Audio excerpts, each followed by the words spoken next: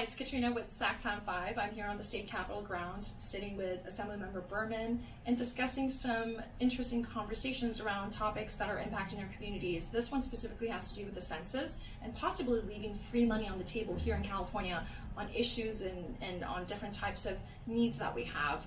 So Assemblyman Marc Berman, thanks again for having us here at your office. Could you share a little bit about the census, and also you were earlier mentioning the fact that this specifically is not only impacting your district, but across the state, and what it would mean when it comes to leaving money on the table? Yeah, absolutely. First of all, thanks for coming in. So about a year and a half ago, the speaker reached out to me and he said, you know what, we need to create a select committee on the census. Because for folks who don't know, the census happens once every 10 years. It's going to start in late March of 2020. And the state of California gets just about $2,000 per person every year based on the results of the census. And so since we have 39 million people, we actually get $78 billion back from the federal government. That's taxes we pay and that we get back for really important programs that impact our communities. And so these are programs like infrastructure, this is education, healthcare, programs that help the people who need it the most in our communities.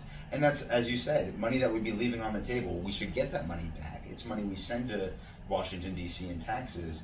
But unfortunately, the census is run by the federal government, and a lot of our friends and neighbors are afraid of participating in anything that's operated by the federal government. You said the word afraid, and that is extremely shocking, because if there are people afraid to share their ethnicity or the communities they live in, that says something. Here in California, we're such a diverse community as it is. Yeah. Why do you think people are actually afraid to show that data? Yeah, unfortunately, with President Trump and a lot of the policies he's put in force, a lot of the things he said, rightfully so, a lot of our immigrant communities are afraid of giving their personally identifiable information. And so as a part of the census, you put your address, you put your name, you put how many other people are living in your household.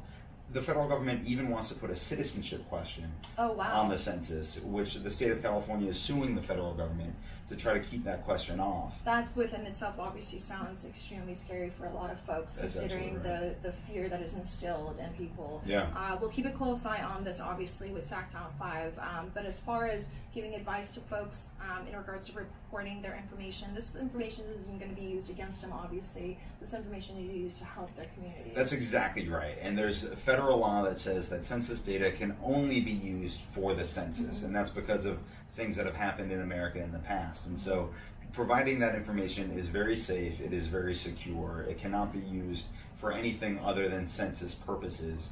But I fully understand that folks don't know that, and so we need to do a better job of educating everybody about the importance of the census and the fact that it's safe to participate in the census. Sounds good. And he chairs this committee that oversees the census. So if you have any questions, obviously you can go to your website to learn more about it, and there are different press releases. Yeah. Again, thanks for tuning in on the ads and follows with SacTown5. We'll keep a close eye on everything, and stay tuned.